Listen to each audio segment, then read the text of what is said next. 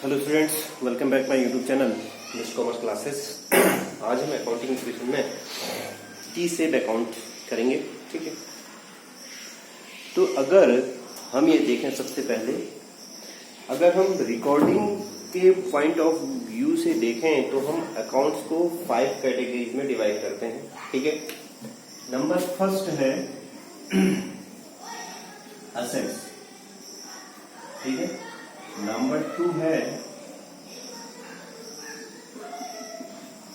Liabilities, number 3 है capital, number 4 है expenses या हम इसमें लेते हैं लॉसेस को, और नंबर 5 है इनकम। ठीक है, या हम इसको गेन। ठीक है, असेट्स, लायबिलिटी, कैपिटल, एक्सपेंसेस या लॉसेस या इनकम या गेन्स जो भी। ठीक है, तो इन 5 कैटेगरीज में हम टोटल अकाउंट को डिवाइड करते हैं। ठीक है, टोटल अकाउंटेंसी 5 भाग में हम डिवाइड कर लेते हैं।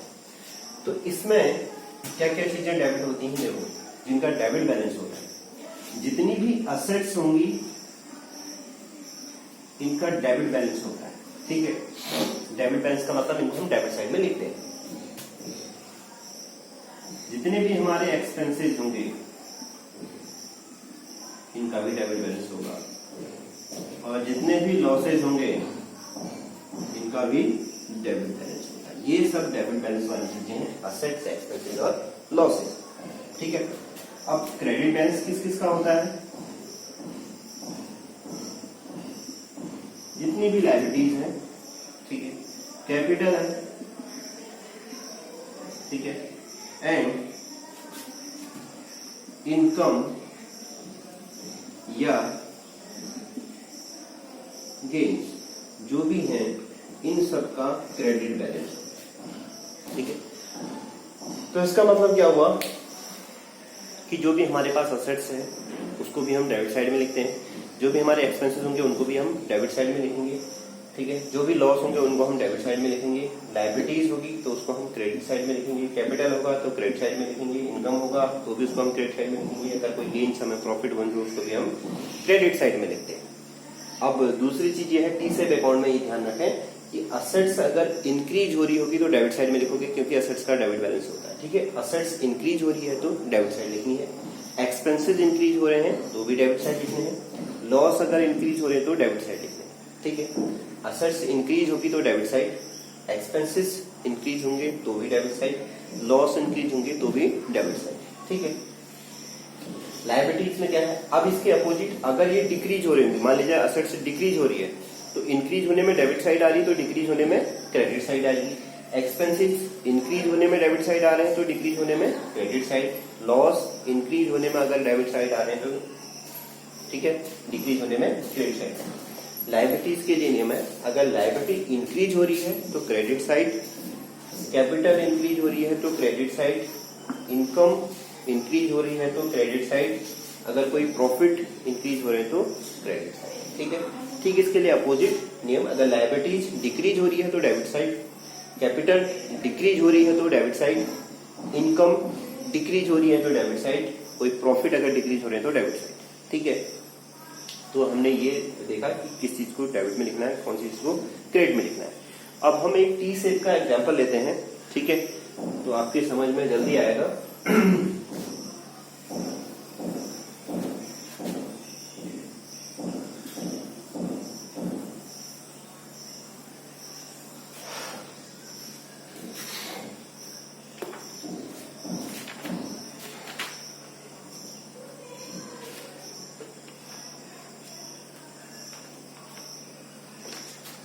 ये मैं आपको एससी शर्मा से क्वेश्चन करा रहा हूँ, क्वेश्चन नंबर 27।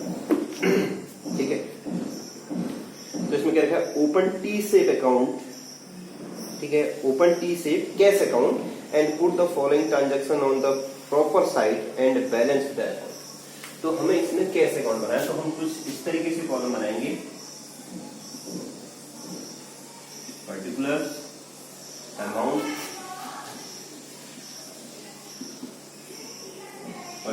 और अमाउंट। ऊपर लिखेंगे हमें बनाना है कैश अकाउंट, और कैश हमारी क्या होती है बेटा, असेट्स। ठीक है, तो ये हम इस तरीके से अकाउंट तैयार करेंगे इसका, इसको हम टी सेट अकाउंट बोलते हैं।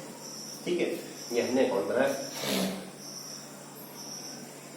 ठीक, अब इसमें हमें केवल कैश का अकाउंट बनाना है, यानी कि कैश इंक्रीज हो रही है कैश डिक्रीज हो रही है उसी को हम लिखेंगे। ठीक है, केवल किससे मतलब है, हमें केवल कैश से मतलब। ठीक है, सबसे पहले क्या रखा है, कमेंसेंट बिजनेस विद कैश ₹20,000। अगर हम 20,000 से बिजनेस स्टार्ट करेंगे तो बिजनेस में 20,000 का कैश इंक्रीज होगा। तो कैश इंक्रीज होने का मतलब असेट्स इंक्रीज हो रही है, तो हम यहाँ नंबर 1 ट्रांजेक्शन डाल के, यहाँ लिखना कुछ नहीं, नंबर 1 ट्रांजेक्शन डाल के यहाँ अमाउंट लिख देंगे 20,000। ठीक है, क्योंकि ये कैश बिजनेस में इंट्रोड्यूस हो रही है तो इसमें बिजनेस में कैश बढ़ेगी, तो कैश बढ़ने का मतलब कैश इंक्रीज हो रहा है, तो असेट्स इंक्रीज हो रही है तो डेबिट साइड हमें लिखनी। सेकंड कंडीशन में क्या है, बॉट फर्नीचर ₹3,000। हमें केवल कैश से मतलब है, अभी हमें फर्नीचर से मतलब नहीं है। तो अगर हम फर्नीचर खरीदेंगे तो हमसे कैश इंक्रीज होगा कि डिक्रीज होगा, डिक्रीज होगा, है ना। अगर हम फर्नीचर खरीदेंगे तो हमसे पैसा जाएगा, तो कैश अगर डिक्रीज हो रहा है तो हमने यहाँ सेकंड डालना है, ट्रांजेक्शन नंबर सेकंड, और यहाँ अमाउंट लिख देना है, इसमें लिखना है कि फर्नीचर हमने 3,000 का परचेज किया, तो लिखेंगे 3,000। ठीक है, थर्ड ट्रांजेक्शन में क्या है, बॉट गुड्स ₹7,000। हमने 7,000 का गुड्स परचेज किया। अगर हम गुड्स परचेज कर रहे हैं कैश में तो इसका मतलब हमसे कैश डिक्रीज होगा, और कैश क्या है, हमारी असेट्स है, और असेट्स डिक्रीज होती है तो क्रेडिट साइड में यहाँ थर्ड हेड डालोगे, और यहाँ हमने कितने गुड्स परचेज किया है, 7,000, तो यहाँ लिखोगे 7,000। ठीक है, फिर फोर्थ ट्रांजेक्शन में क्या रखा है, सोल्ड गुड्स फॉर ₹9,000। हमने 9,000 में गुड्स को सोल्ड किया है। अगर हम गुड्स सोल्ड करेंगे तो हम केवल कैश अकाउंट बना रहे हैं। अगर हम गुड्स सोल्ड करेंगे तो हमारे पास पैसा आएगा, पैसा आएगा तो इसका मतलब हमारा कैश इंक्रीज हो रहा है, और कैश इंक्रीज हो रहा है तो कैश हमारी असेट्स है, असेट्स इंक्रीज होने का मतलब डेबिट साइड में लिखेंगे, फोर्थ हेड डालेंगे यहाँ, और यहाँ हम अमाउंट लिख देंगे 9,000। ठीक है, हमने 9,000 का गुड्स सोल्ड किया है।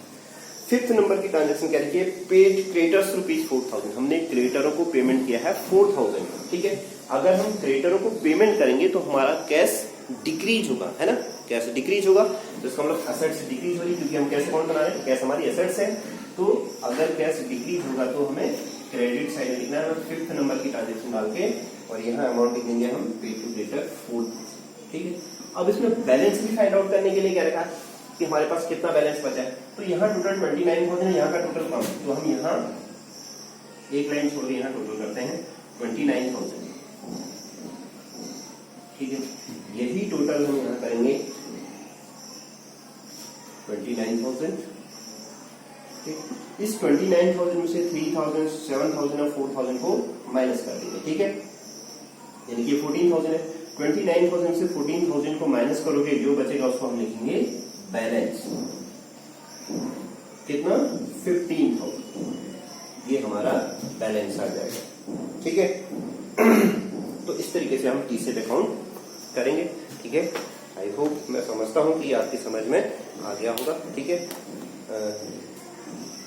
कल हम नेक्स्ट टॉपिक पे चर्चा करेंगे। ठीक है, कल हम नेक्स्ट टॉपिक देखेंगे इस चैप्टर का। Okay, thank you.